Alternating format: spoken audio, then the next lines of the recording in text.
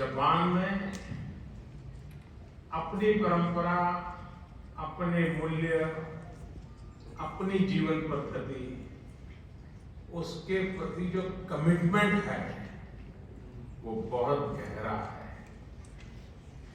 और इस दोनों का मिलन हुआ है। इसलिए स्वाभाविक रूप से एक अपनेपन के महसूस होना बहुत स्वाभाविक होता है। साथियों, आप यहाँ रहे हैं, काफी लोग आप लोग यहाँ बस गए हैं। मैं जानता हूं कईयों ने यहाँ शादी भी कर ली है।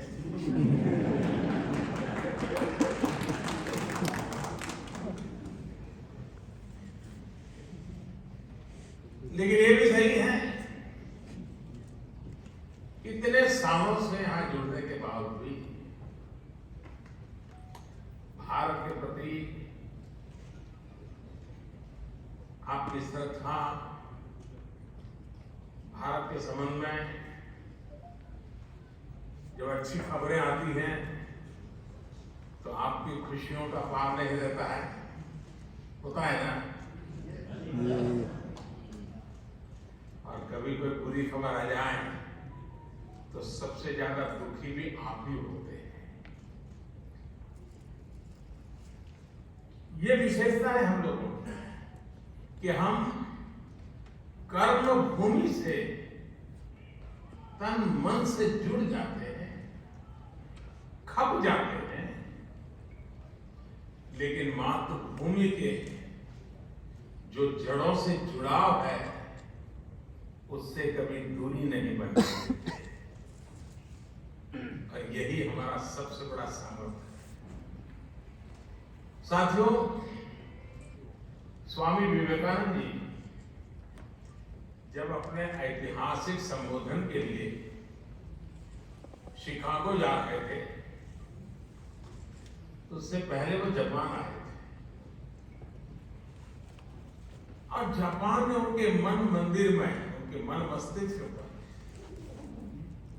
एक गहरा प्रभाव छोड़ा था। जापान के लोगों की देशभक्ति, जापान के लोगों का आत्मविश्वास, यहाँ का अनुशासन,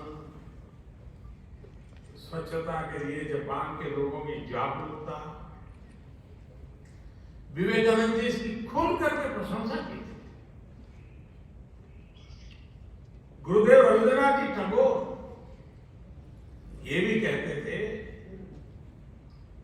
जापान एक ऐसा देश है जो एक ही साथ प्राचीन भी है और आधुनिक भी है। और टैगोर ने कहा था, Japan has come out of the immemorial east like a lotus blossoming in easy grace, all the while keeping its firm hold upon the profound depth for which it has sprung. यानी कहना वो चाहते थे कि Japan कमल के फूल की तरह जितनी मजबूती से अपनी जड़ों से जुड़ा है, उतनी ही भव्यता से वो हर तरफ सुंदरता को भी बढ़ाता है। हमारे इन महापुरुषों की ऐसी ही पवित्र भावनाएं जापान के साथ हमारे संबंधों की गहराइयों को स्पष्ट करती है। साथ ही इस बार जब मैं जापान आया हूं तो हमारे डिप्लोमेटिक संबंधों को 70 साल होने जा रहे हैं, 7 दशक। साथियों, आप भी यहां रहते हुए अनुभव करते होंगे, हिंदुस्तान में भी हर कोई अनुभव करता है कि भारत और जापान नेचुरल पार्टनर है। भारत के विकास में, भारत की विकास यात्रा में जापान की महत्वपूर्ण भूमिका रही है। जापान से हमारा रिश्ता आत्मीयता का, अध्यात्म का है। जापान से हमारा रिश्ता सहयोग का है, अपनेपन का है। और इसलिए एक प्रकार से इस रिश्ता हमारा सामर्थ्य का है, ये रिश्ता सम्मान का है, और ये रिश्ता विश्व के लिए साझे संकल्प का भी है। जापान से हमारा रिश्ता बुद्ध का है, बोध का है, ज्ञान का है। हमारे महाकाल है तो जापान में दाइकोकुतेन है। हमारे ब्रह्मा है तो जापान में बोनतेन है। हमारी मां सरस्वती है तो जापान में बेंजाइतेन है। हमारी महादेवी लक्ष्मी है तो जापान में किचिजोतेन है। तो हमारे गणेश है तो जापान में कांगीतेन है। जापान में अगर जैन की परंपरा है तो हम ध्यान को, मेडिटेशन को आत्मा से साक्षात्कार का माध्यम मानते हैं। 21वीं सदी में भी भारत और जापान के इन सांस्कृतिक संबंधों को हम पूरी प्रतिबद्धता के साथ आगे बढ़ा रहे हैं। और मैं तो काशी का सांसद हूं और बड़े गर्व से कहना चाहूंगा कि जापान के पूर्व प्रधानमंत्री श्री अबे जब काशी आए थे तब उन्होंने एक बहुत बढ़िया सौगात काशी को दी। काशी में जापान के सहयोग से बना रुद्राक्ष, और जो मेरी कभी कर्मभूमि रही वो अहमदाबाद में जैन गार्डन और काइजन एकेडमी, ये ऐसी बातें हैं जो हमें कितनी निकट लाती है। यहां आप सभी जापान में रहते हुए इस ऐतिहासिक बंधन को और मजबूत बना रहे हैं और सशक्त कर रहे हैं। साथियों, आज की दुनिया को भगवान बुद्ध के विचारों पर, उनके बताए रास्ते पर चलने की शायद पहले से ज्यादा जरूरत है। यही रास्ता है जो आज दुनिया की हर चुनौती, चाहे वो हिंसा हो, अराजकता हो, आतंकवाद हो, क्लाइमेट चेंज हो, इन सब से मानवता को बचाने का यही मार्ग है। भारत सौभाग्यशाली है कि उसे भगवान बुद्ध का प्रत्यक्ष आशीर्वाद मिला। उनके विचारों को आत्मसात करते हुए भारत निरंतर मानवता की सेवा कर रहा है। चुनौतियां चाहे किसी भी प्रकार की हो, कितनी बड़ी क्यों न हो, भारत उनका समाधान ढूंढता ही है। कोरोना से दुनिया के सामने जो 100 साल का सबसे बड़ा संकट पैदा हुआ, वो हमारे सामने है। और ये जब शुरू हुआ था तब किसी को नहीं पता था कि आगे क्या होगा। शुरू में तो ऐसा ही लग रहा था, वहां आया है, यहां क्या है, किसी को पता नहीं था इसको कैसे हैंडल किया जाए। और न वैक्सीन भी दे और न इस बात का कोई आइडिया था कि वैक्सीन कब तक आएगी। यहां तक कि इस बात पर भी डाउट था कि वैक्सीन आएगी या नहीं आएगी। चारों तरफ अनिश्चितता का माहौल था। उन परिस्थितियों में भी भारत ने दुनिया के देशों में दवाएं भेजी, वैक्सीन अवेलेबल हुई तो भारत ने मेड इन इंडिया वैक्सीन अपने करोड़ों नागरिकों को भी और दुनिया के 100 से अधिक देशों को भी भेजी।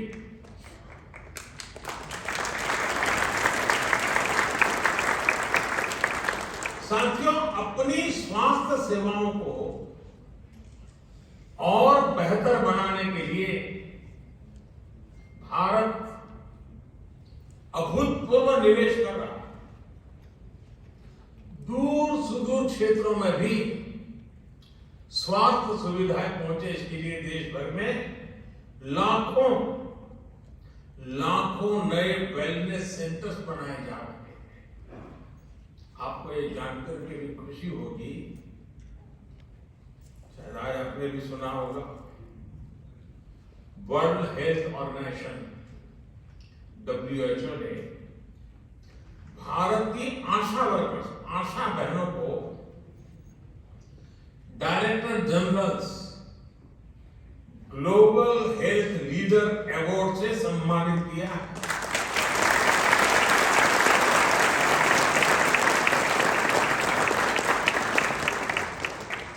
भारत की लाखों आशा बहनें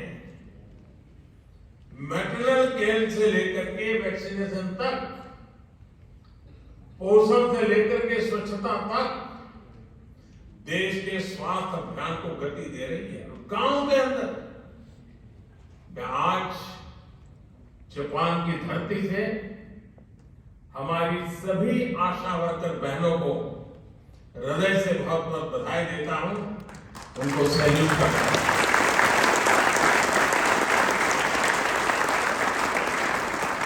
साथियों, भारत आज किस तरह वैश्विक चुनौतियों का मुकाबला करने में मदद कर रहा है, इसका एक और उदाहरण एनवायरमेंट का भी है।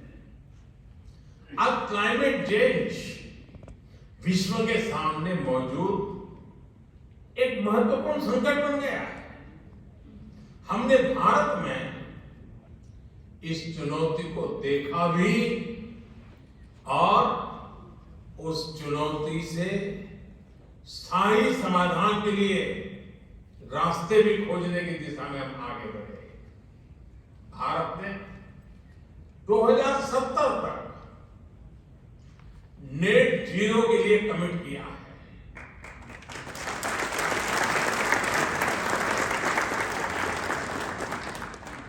हमने इंटरनेशनल सोलर अलायंस जैसे ग्लोबल इनिशिएटिव का भी नेतृत्व किया। क्लाइमेट चेंज के कारण दुनिया पर नेचुरल डिजास्टर्स का खतरा भी बढ़ गया। इन डिजास्टर के खतरों को, उनके प्रदूषण के दुष्प्रभावों को जापान के लोगों से ज्यादा बेहतर और कौन समझ सकता है। प्राकृतिक आपदाओं से जापान ने लड़ने की क्षमता भी बना दी है। जिस तरह जापान के लोगों ने इन चुनौतियों का सामना किया है, हर समस्या से कुछ न कुछ सीखा है, उसका समाधान खोजा है और व्यवस्थाएं भी विकसित की है, व्यक्तियों का भी उस प्रकार से संस्कार किया है। ये अपने आप में सराहनीय है। इस दिशा में भी भारत ने CDRI यानी coalition for disaster resilient infrastructure में लीड ली है। साथियों, भारत आज ग्रीन फ्यूचर, ग्रीन जॉब्स के लिए, कैरियर रोडमैप के लिए भी बहुत तेजी से आगे बढ़ रहा है। भारत में इलेक्ट्रिक मोबिलिटी को व्यापक प्रोत्साहन दिया जा रहा है। ग्रीन हाइड्रोजन को हाइड्रोकार्बन का विकल्प बनाने के लिए विशेष मिशन शुरू किया गया है। बायोफ्यूल से जुड़ी रिसर्च और इंफ्रास्ट्रक्चर के निर्माण पर बहुत बड़े स्केल पर काम चल रहा है। भारत ने इस दशक के अंत तक अपनी टोटल इंस्टॉल्ड पावर कैपेसिटी का 50% नॉन फॉसिल फ्यूल से पूरा करने का संकल्प लिया है।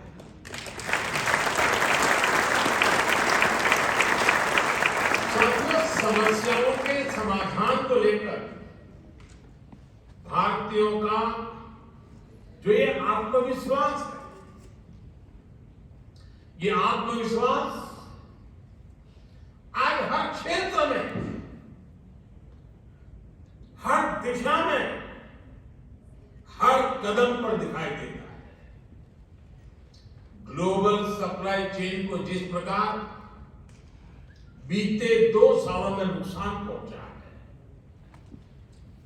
पूरी सप्लाई चेन सवालिया निशान में घिरी हुई है।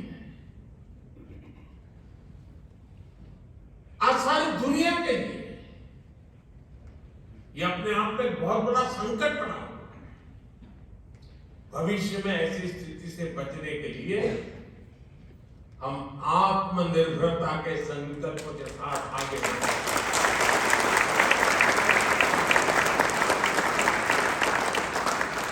हम आत्मनिर्भरता का ये हमारा संकल्प सिर्फ भारत के लिए है ऐसा नहीं है। ये एक stable, trusted global supply chain के लिए भी बहुत बड़ा इन्वेस्टमेंट है।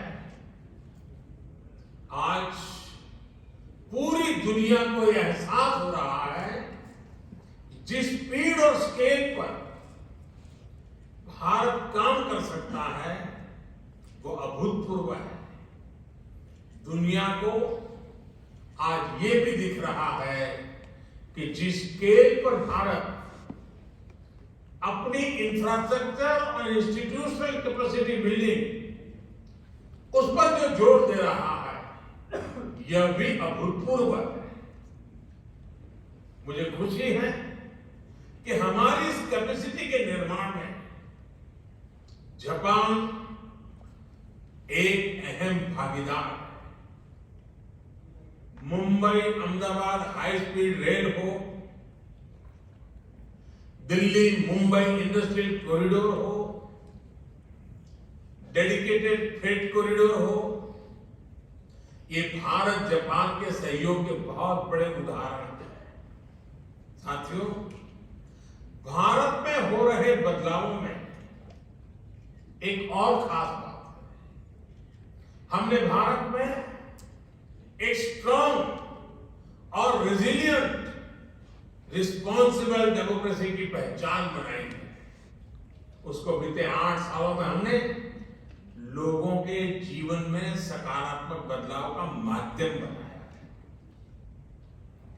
भारत की डेमोक्रेटिक प्रोसेस से आज समाज के वो लोग भी जुड़ रहे हैं जो कभी गौरव के साथ ये अनुभव नहीं कर रहे थे कि वो भी इसका हिस्सा है। हर बार, हर इलेक्शन में रिकॉर्ड टर्नआउट, और उसमें भी यहां जो हमारी माताएं बहनें हैं उनको जरा खुशी होगी। आप अगर भारत के चुनावों को डिटेल में देखते होंगे तो आपको ध्यान आता होगा कि पुरुषों से ज्यादा महिलाएं वोट कर रही हैं।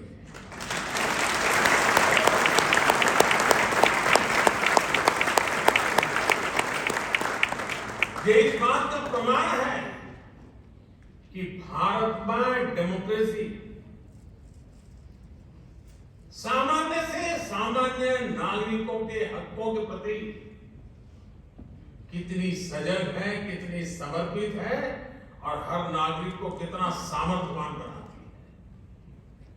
साथियों, मूल सुविधाओं के साथ साथ हम भारत के एस्पिरेशन को भी नई बुलंदी दे रहे हैं, नया आयाम दे रहे हैं। भारत में इंक्लूसिवनेस का, लीकेज प्रूफ गवर्नेंस का, यानी एक ऐसी डिलीवरी व्यवस्था टेक्नोलॉजी का भरपूर उपयोग करते हुए एक ऐसे मैकेनिज्म को विस्तार किया जा रहा है ताकि जो जिस चीज का हकदार है वो बिना मुसीबतें, बिना कोई सिफारिश को, बिना कोई करप्शन किए अपने हक को प्राप्त कर सकता है और उसमें हम पूरी ताकत से जुटे हुए हैं।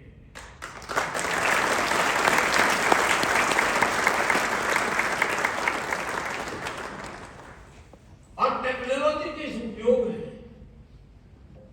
डायरेक्ट बेनिफिट ट्रांसफर की इस परंपरा ने कोरोना के इस विकट कालखंड में गत 2 वर्ष में भारत की और खास करके भारत के दूर सुदूर गांव में रहने वाले, जंगलों में रहने वाले हमारे नागरिकों के हकों की बहुत बड़ी रक्षा की है, उनकी मदद की है। साथियों, भारत का बैंकिंग सिस्टम इन मुश्किल हालात में भी निरंतर चलता रहा और उसका एक कारण भारत में जो डिजिटल रिवॉल्यूशन आया, डिजिटल नेटवर्क की जो ताकत बनी है, उसका एक परिणाम मिला है। और आपको साथियों जानकर के खुशी होगी, पूरी दुनिया में जो डिजिटल ट्रांजैक्शन होते हैं ना, कैशलेस, यहां जापान में तो आप लोग टेक्नोलॉजी से भली भांति परिचित रहते हैं, लेकिन ये बात सुनकर के आनंद होगा, आश्चर्य होगा और गर्व होगा। पूरे विश्व में जितना भी डिजिटल ट्रांजैक्शन होता है उसमें से 40% अकेले भारत में होता है।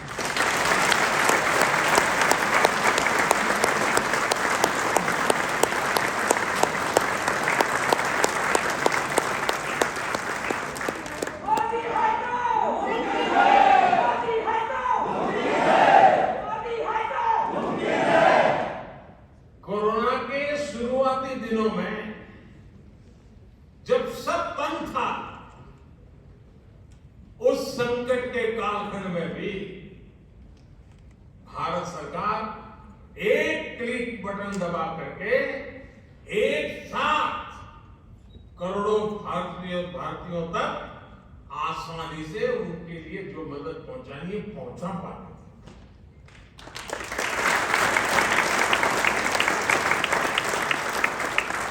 और जिसके लिए मदद तय थी उसी को मिली, समय पर मिली और इस संकट से जूझने का उसे सामर्थ्य भी मिला। भारत में आज सही मायने में पीपल लेड गवर्नेंस काम कर रही है। गवर्नेंस का यही मॉडल डिलीवरी का विजन बना रहा है। यही डेमोक्रेसी को निरंतर मजबूत होते विश्वास का सबसे बड़ा कारण है। साथियों, आज जब भारत आजादी के 75 साल मना रहा है, आजादी का अमृत महोत्सव मना रहा है, तो वो आने वाले 25 साल यानी आजादी के 100वें वर्ष तक हिंदुस्तान को हमें कहां पहुंचाना है, किस ऊंचाई को प्राप्त करना है, विश्व में हमारे झंडा कहां कहां कैसे कैसे गाड़ना है, आज हिंदुस्तान उस रोड मैप तैयार करने पर लगा हुआ है।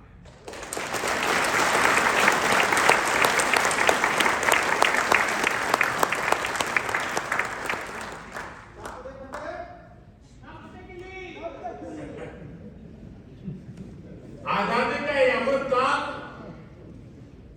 भारत की समृद्धि का, संपन्नता का एक बुलंद इतिहास लिखने वाला है। दोस्तों, मैं जानता हूं कि ये जो संकल्प हमने लिए हैं, ये संकल्प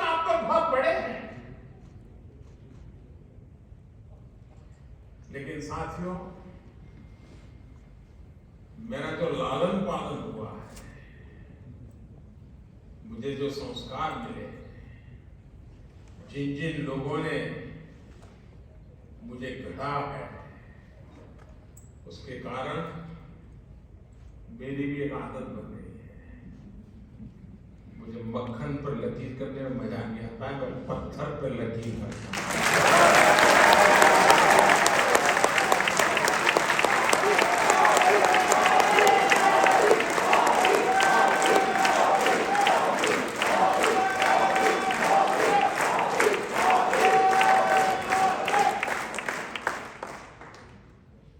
लेकिन साथियों,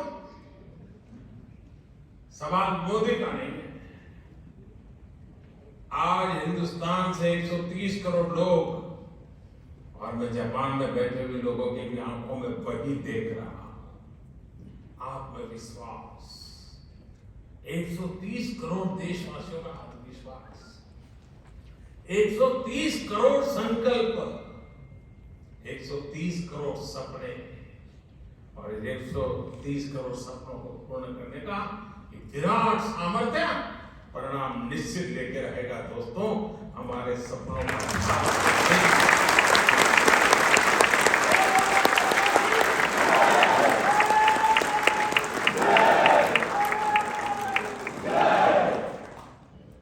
आज भारत अपनी सभ्यता, अपनी संस्कृति, अपनी संस्थाओं के,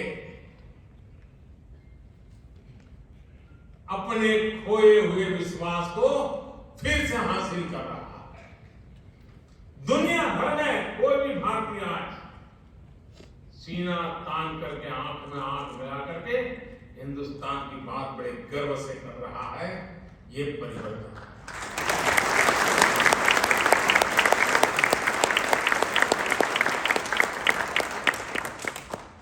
हम आने से पहले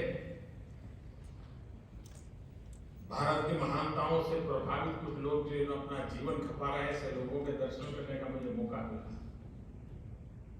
और बड़े गर्व से वो कह रहे थे योग की बात है। वो योग को समर्पित है। जापान में भी शायद ही कोई होगा जिसको योग की कल्पना न हो। हमारा आयुर्वेद, हमारी पारंपरिक चिकित्सा पद्धति, आजकल तो हमारे मसाले सब दूर, उसकी मांग बढ़ रही है। लोग हमारे गंधी मंगवा रहे। इतना ही नहीं साथियों, हमारी खादी, वरना तो आजादी के बाद धीरे धीरे धीरे धीरे उन नेताओं के कॉस्ट्यूम बनकर के रह गई थी।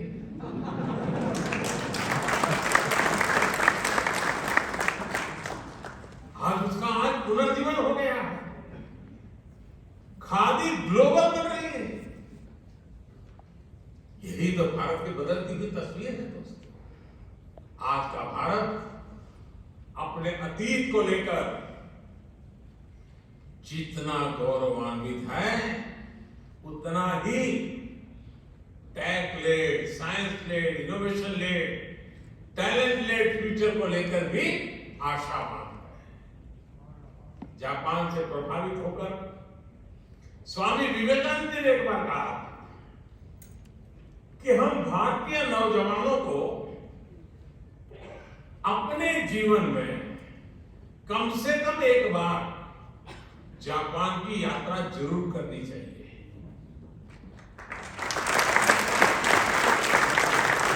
आप लोग ये बातें पढ़ करके आएंगे और ऐसा मैं तो नहीं मानता हूं, लेकिन विवेकानंद जी ने भारत के लोगों को कहा था, भाई एक बार देखकर तो आओ जापान है कैसा।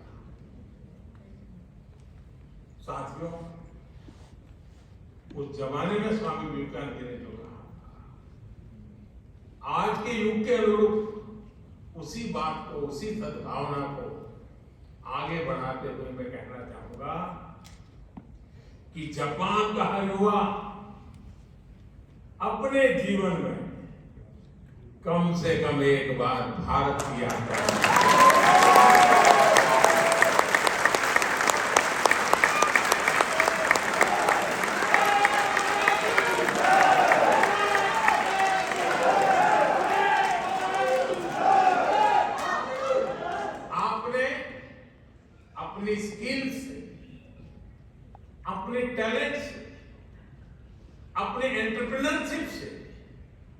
जापान की इस महान धरती को मंत्रमुग्ध किया है।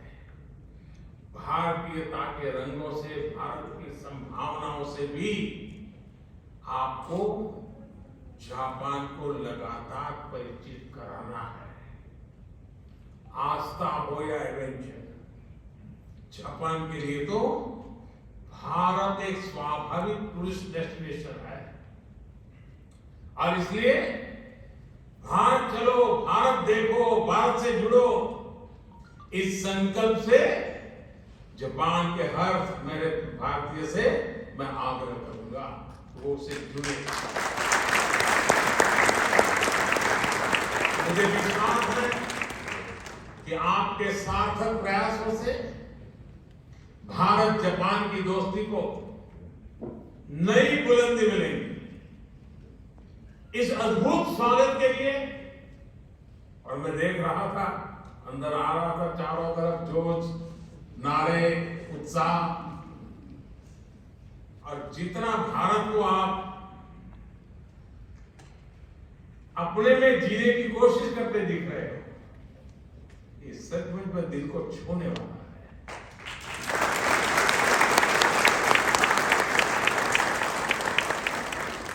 आपका ये प्यार, ये स्नेह हमेशा बना रहे। इतनी बड़ी तादाद में आकर के, और मुझे बताया गया कि जापान में से सिर्फ टोक्यो से नहीं, बाहर से भी कुछ साथी आज आए थे। पहले मैं आया करता था, इस बार नहीं आ पाया था, आप भी आ गए। लेकिन मुझे अच्छा लगा, आप सबके दर्शन करने का अवसर मिला। मैं फिर एक बार आप सबका बहुत बहुत धन्यवाद करता हूँ। भारत माता की जय। भारत माता की जय। भारत माता की जय।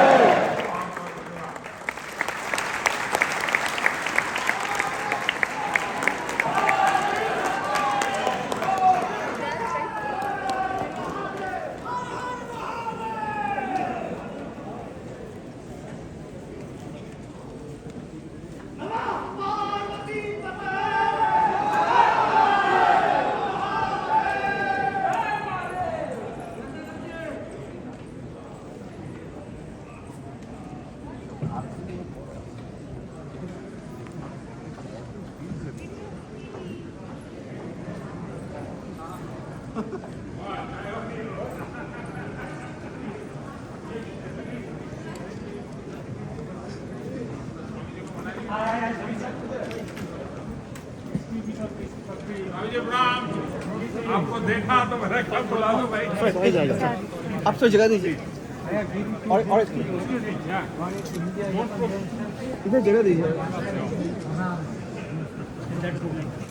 How is your health? All well? How you so I heard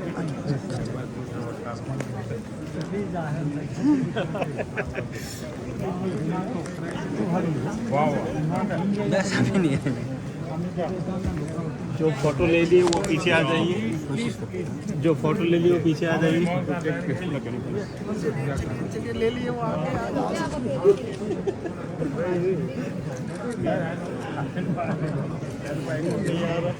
Modi ji, thank you for your service. Thank you. अरे गए गए गए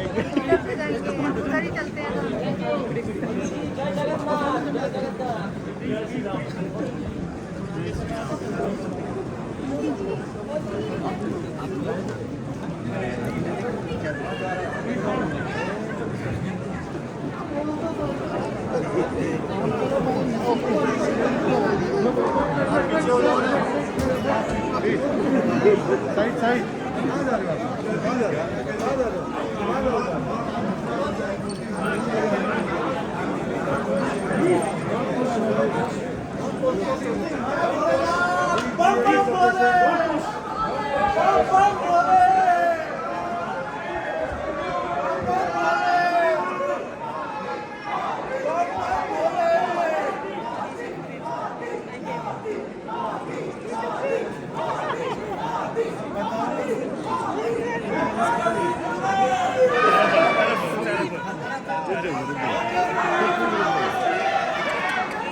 देखो देखो